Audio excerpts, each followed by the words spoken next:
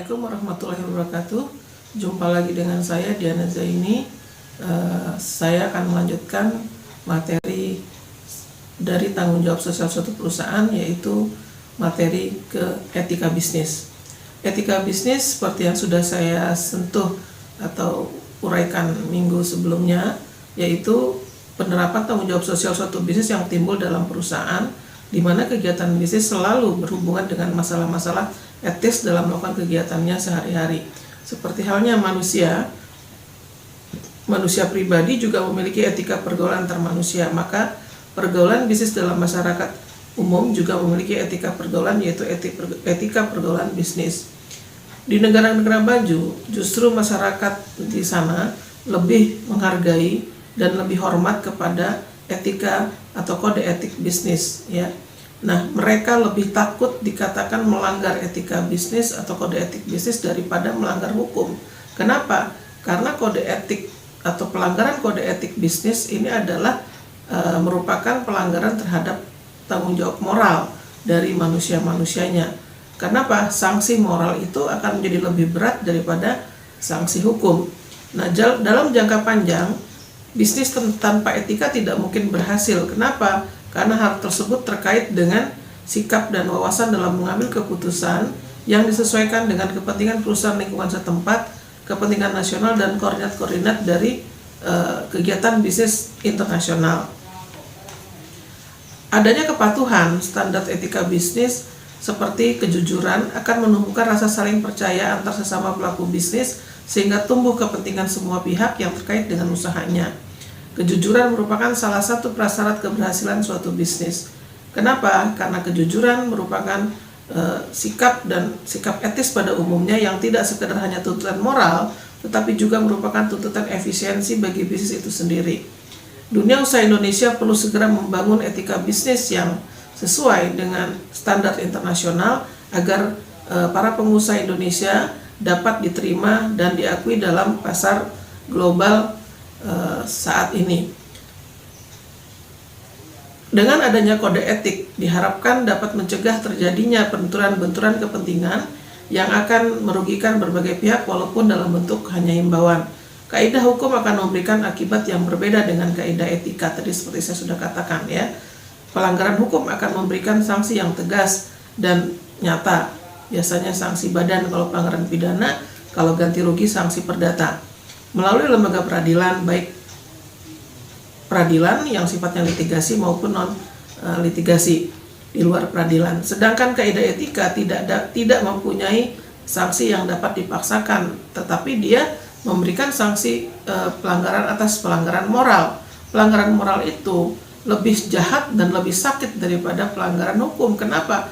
Kalau udah pelanggaran moral itu di negara-negara maju itu konsekuensinya adalah pengucilan dari kegiatan bisnis, kemudian pada akhirnya produk yang diolah menjadi suatu produksi untuk didistribusikan kepada pasar itu tidak akan laku. Oleh karenanya makanya saya katakan pelanggaran kode etik itu akan lebih sakit daripada pelanggaran hukum, ya. Prinsip-prinsip etika bisnis yang perlu dilaksanakan oleh para pengusaha atau pelaku bisnis, yang pertama bersifat bebas, bertanggung jawab. Nah, bertanggung jawab di sini baik tanggung jawab secara pribadi kepada diri sendiri, tanggung jawab kepada pemberi amanah, tanggung jawab kepada orang yang terlibat, ya, terutama pihak ketiga, dan tanggung jawab kepada para langganan dan masyarakat, customer, ya. Kemudian bersikap jujur, bersikap baik, adil, hormat, dan informatif. Yang paling berat dan paling banyak dilanggar di sini dalam prinsip kode etik ini atau etika bisnis ini adalah bersifat jujur. Kejujuran itu paling sulit untuk dilaksanakan. Nggak usah pelaku bisnis yang kelas atas, pelaku bisnis yang kelas bawah atau pedagang-pedagang itu paling sulit untuk melaksanakan sikap kejujuran. Salah satu contoh, banyak pedagang buah kita sering tertipu. Manis-manis nggak taunya sampai di rumah yang manis cuma 2, yang lainnya asam. Beli durian yang bagus, beli 5, yang bagus cuma 1 atau 2, yang sisanya busuk atau tidak manis. Ya, nah ini jadi artinya kejujuran itu kurang bisa dilaksanakan dengan baik oleh para pelaku bisnis di Indonesia, ya. Nah, bentuk-bentuk tanggung jawab sosial satu bisnis yang dapat atau telah dilakukan oleh beberapa pengusaha khususnya di Indonesia itu antara lain yang pertama pelaksanaan hubungan industrial Pancasila atau HIP. Banyak pengusaha yang telah menyusun dan melaksanakan hubungan industrial Pancasila dalam bentuk kesepakatan kerja bersama atau KKB, di mana KKB itu merupakan pedoman tentang hubungan antara pengusaha dengan para pekerja atau karyawan perusahaan yang biasanya dituangkan dalam suatu perjanjian atau suatu buku yang menjadi panduan kerja atau sering kita sebut dengan SOP, Standard Operating Procedure. Nah, kemudian yang kedua AMDAL. AMDAL ini wujudnya dari AMDAL tercermin dalam pelaksanaan pengolahan limbah suatu industri sehingga limbah tersebut tidak menjadi gangguan bagi lingkungan di sekitarnya, karena dengan adanya proses produksi yang dilakukan oleh suatu perusahaan biasanya akan menimbulkan pencemaran lingkungan atau polusi udara, polusi air maupun polusi suara.